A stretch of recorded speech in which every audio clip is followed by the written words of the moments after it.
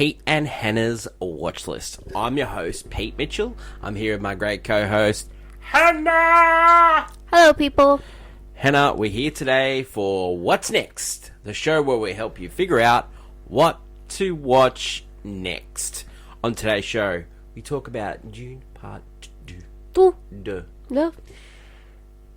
And we have the usual hijinks of me and you. Yeah. And some great stuff. But before we begin, tell the viewers what they should do. And listeners. Pretty please leave a like and subscribe to our channel. Subscribe! And leave a comment down below any of your feedback and your favourite movies so far this year. Favorite movie so far this year. Hit the notification button and you'll get great content like this one. Including, we interrupt regular programming, where I reviewed Masters of the Air and Curb Your Enthusiasm, which is very funny. And next week, I'm going to look at The Realm, which is The Regime, which is Kate Winslet's new show on HBO. So, yes. some good stuff there. How's your week been? Yeah, it was alright. I don't know. Saw Dune? Saw Dune. You saw it without me as well. Yes, I got to go to the premiere. I see it a little bit earlier. We've had a week apart. Yeah, it's weird. It's weird. You know, normally we see a movie pretty much every day. You've seen... Without me, he goes and sees movies every day. This week I have. Because you haven't been with me. But if you... But without you, I managed to watch an entire season of shows. So I don't know. I don't know how that worked. So usually I don't watch TV. Have you watched that? I went through. Have you watched that Charlotte Lee show yet? The Andy McDowell one. Has that come back yet? No. That was we were gonna Time binge watch that. Yeah, all when's together. that? I think all the episodes haven't appeared just yet. Yeah. But no, I watched all of Avatar: The Last Airbender. Oh yeah, that's right. Which was good. Fine. Fine. Wow. It wasn't that great. Wow. Just fine. It was. Oh yeah. Wow. Like, it's not a horrible show, and there are some points you could make of it, but it's really upsetting the fact that they didn't even bother to I don't know, put some love into this remake or make it their own. They're just like, it's this like middle ground of just like kind of a nothing burger. Yeah. With a lot of money thrown at it. It's horrible. That's just because the story's great. My week was pretty good. I went to Sydney. Yeah. For work, and I got to watch a lot of movies in IMAX, including the movie we're going to review today, Dune Part 2. But also, I watched Tenet, which has had a release, and it's not one of my favourite movies for no reason. It's so good. I also watched Interstellar, which I am not the highest person on it, but I can see why people like it when you see it on the big screen. I can see why people like it. It's not for me, but I can see why people like it. I also had the pleasure of going to the first night of the French Film Festival. It's a big deal in Brisbane, the French Film Festival. It's actually the biggest French film festival outside of France. Oh, I didn't know that. Yeah, it's a lot. It goes for a month. So if you're in Brisbane and you like going to see some French films, if you're a Francophile, go see them. They're at Palace Cinemas. There's one at there's a show at the QPAC as well, which is a local performing arts centre. Man, I saw Musketeers are doing like a 2-part Musketeers movie. I saw part 1, which is D'Artagnan. Man, I'm a sucker for a Musketeers movie. I even like that Paul Anderson one. Paul Anderson one? That was the guy that does Resident Evil movies. He did a Musketeers movie. Man, it was diabolically bad, but I loved it. One for all for one. Yeah, you know it. And the Disney one with Charlie Sheen in it, Kiefer Sutherland. Yeah. I'm a Mickey and Musketeers. Oh, yeah. Yeah, so it's been a great week. The French Film Festival, like, you get, like, we got this, like, little gift bag. Yeah.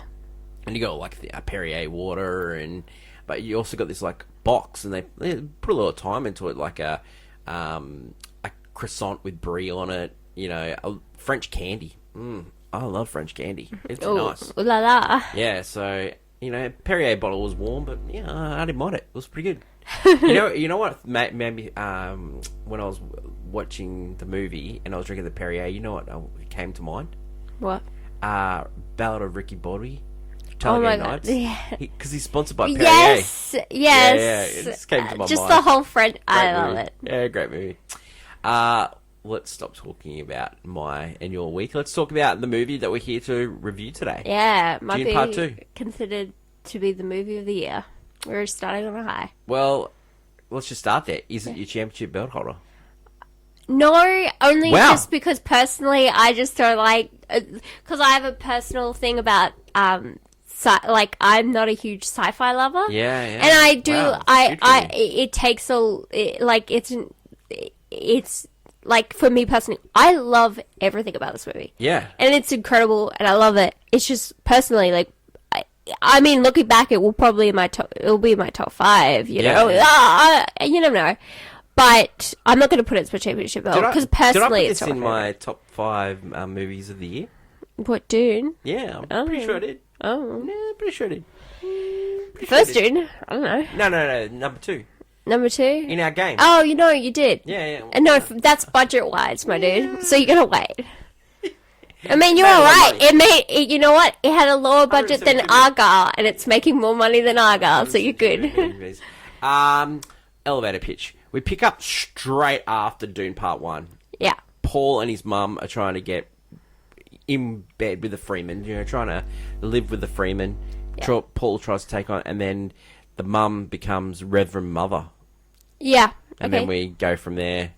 Got a little into detail. Yeah. People are not going to understand you. Because, first off, for a lot of people that ask, do I have to watch the first one? No, you don't. No, you don't. The first one almost feels like a prologue where it's all this information that was given to you. Mm-hmm. And some people, like, when going back, they're like, oh my god, there's just so much dialogue and there's so much exposition. It's like, yeah, because it's like the first, 20 chapters of the book where it's just, building the world. And, you can just jump straight in if you want with this one. Do you know what I'm absolutely loving at the moment? What? Is just the amount of talking heads about this movie. Yeah. It's all over my social media feeds. Everyone's obsessed with it. It's so good. And some of the takes are downright horrible. And it's so good. I love it. I love it. And I love how people get upset about this movie. It's so... Yeah, it's becoming, again, I said it before it came out, it's going to be, the Star Wars of, this generation. And, people are frothing over this movie. Great movie preview. Sand. I know. But, in this movie, I love it. It's spice. It's like drugs. Do you know, okay, so basically, there's a lot of people saying, white savior, blah blah blah. Blah. They don't get what He's actually the bad guy. Yeah, no, yeah, and that's the thing about Paul. And the mum is the baddie of all baddies. Okay, so the whole idea of we won't go too much into spoilers. Yeah, because you definitely should experience it for yourself. But if you don't know, and the director has spoken out, how he wanted Paul to feel not the hero, but the anti-hero. Yeah. He is definitely has his own mindset going in. Yeah. And you can definitely feel it this whole movie. He has this, kind of struggle with the idea of being himself or being the chosen one. Because the whole thing about being the chosen one. He talked about the first one with his dad, didn't he? Yes, and it's so fun because it's...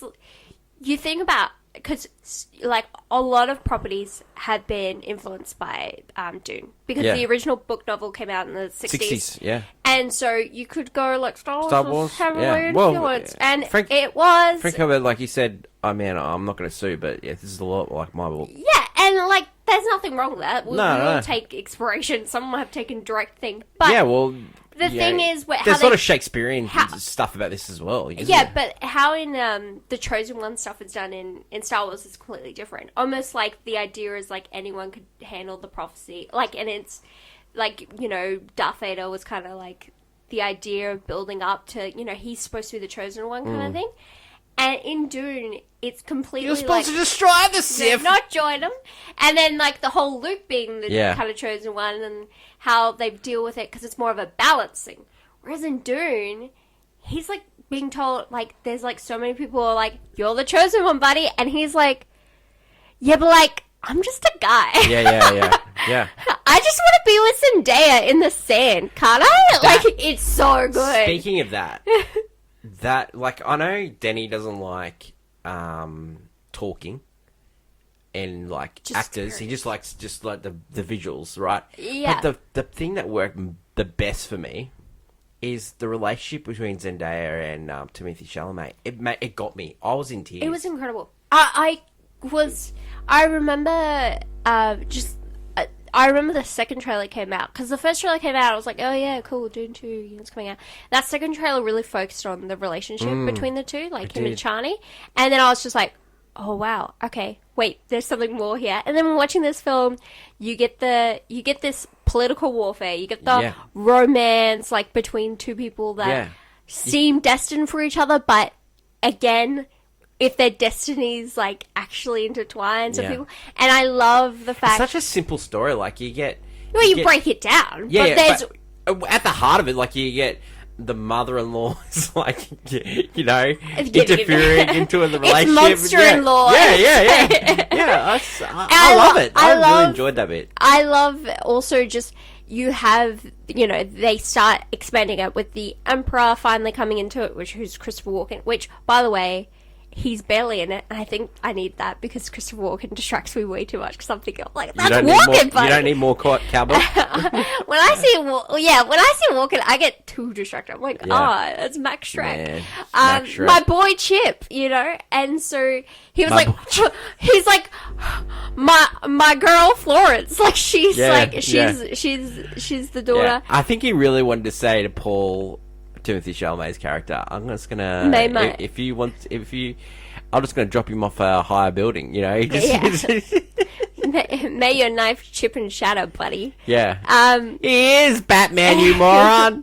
He is the chosen one, you moron. You go like because this has an all-star cast. Like even though they all have different Oscar winners. They're all different in their way of being, and like the main four cast, you could say, which is Timothée Chalamet, Zendaya, Florence Pugh, and Austin Butler. They are the highest popularity in the younger crowd. But even like the side pieces, like Leah Seydoux, they all Rebecca Ferguson. Oh my God! These people all work really well. Sometimes it can be distracting, but in this film, they're just doing amazing performances. I think it's a great show of just everything working. Let's talk about Denis Villeneuve. Like he's good. Yeah, he's good. I think understatement, but he's good. His movies are like Sicario. You enjoyed Sicario? No, I've not seen it. I've only the seen Emily Blunt movie. No, I've not seen it. I told you.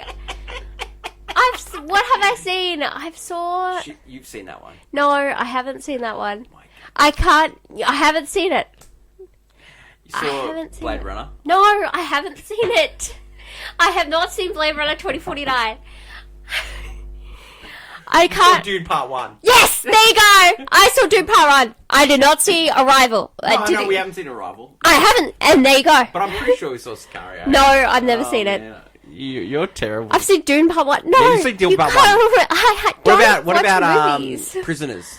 No, I haven't seen it. I didn't even know he did Prisoners. That's such a different movie than what he does. Yeah, he does, yeah. I didn't know There's a lot of acting in that one. I didn't do that. No, I haven't seen these movies. Well, I like him. I think he's great. I know. Yeah. I know. I hear a lot of great work Arrival's from him. very good.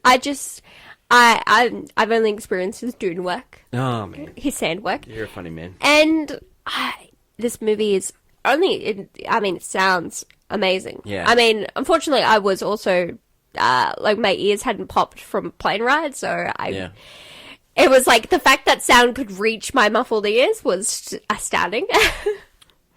It just goes to show, and just get it out to all the other directors, stop filming on green screens and film in location. The sand bits in this movie is all filmed in location. Yeah, no, it feels amazing. Right. Everything works. The thing that doesn't work for me is the bits where you can tell that's being filmed in front of green You're screen. talking about there's a black Baron. and white. There's the Baron's planet where Austin Butler and Skarsgård are there, and their planet is filmed in black and white, and it's like a whole like Charlotte Rampling in this movie. God, she's I like that. That's just, even when you're watching that scene in the movie, that scene's just to add to the character. It doesn't really do much. I love, I think... Reasons to, visually stunning masterpiece. This is going to be one of the things people talk about for a while now. Zimmer cooking again. Oh, I thought he was gone, and then this, I was like, "Holy, he's back!" I read a quote from Denis Villeneuve. It was on X, so I don't know how real this is, but Hans Zimmer didn't stop composing between Dune 1 and Part 2. So as soon as Dune 1 part finished, he just kept composing and kept sending things to Denis Villeneuve. I love that so much. Goes, Zimmer, the movie's over. It's in cinemas now. I'm so glad. No, this is for number 2. And so he's just cooking the whole entire time. It's pretty good. You know why? Because I thought he was done after Interstellar. He hadn't done something like amazing, and then like Dune 1 was good, but I think the music in this one is incredible. Yeah, everyone's going to be talking about this movie for a while. It is big blockbuster you've been waiting for. I think this is the only movie that's going to move the needle and coming out until probably Fall Guy. You mean Fall Guy Challengers Day? Oh, Challenges. It's your Barbenheimer. Yeah, Challenges. The Challenges. Needle. Like, because Zendaya. I'm telling you, I think within 5 years, she is going to be the biggest star in the world. Yeah, she's definitely. I think she's going to be this generation's Tom Cruise.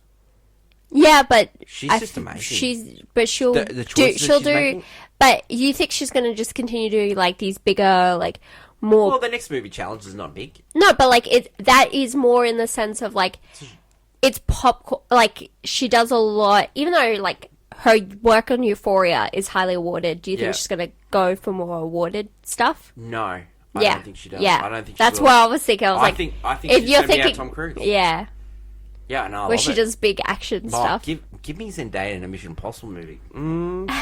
Does her own mission. Does her own stunts. But she does better Heart. She does like the better version of Heart of Stone. And she goes on film sets and does a lot of photography and stuff. I think she's going to be a director. And wouldn't that be amazing? Zendaya? Zendaya's a director. I think it's just...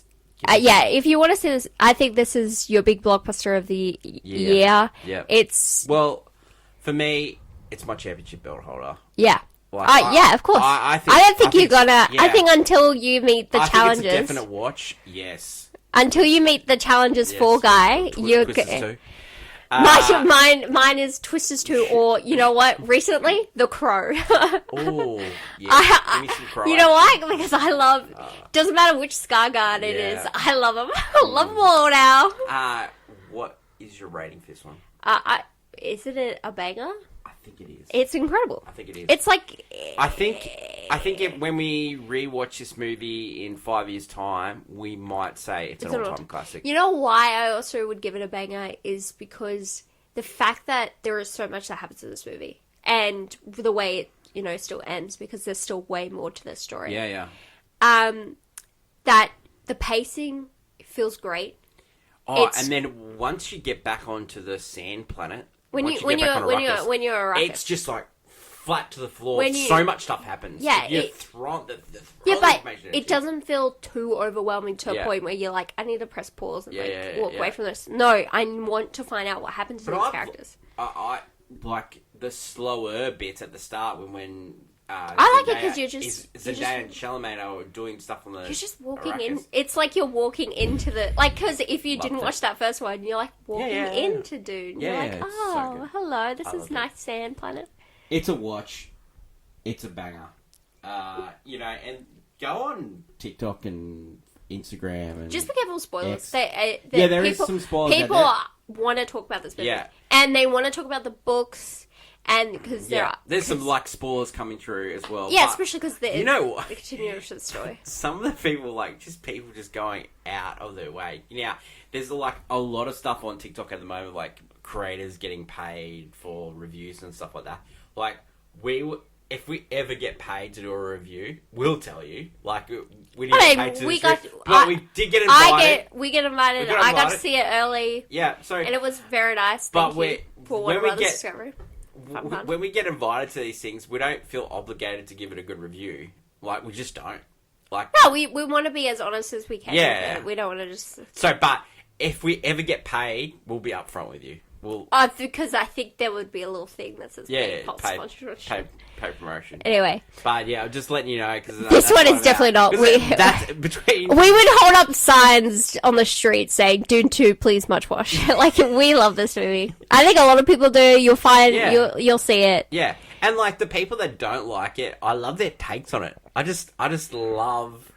It's getting to that point where this is going to be a movie like a lot of people love, and then people are just hating for just no reason. Yeah, this is going to be, and I don't mind that because it's like, again, it's going to be popular. It went from being niche to now really popular. So tomorrow we're going to do our Oscar preview. Yeah. And we're also going to review our last movie on our system, which is American Fiction. But this movie was supposed to come out last year. It was supposed to come out in November. Yep.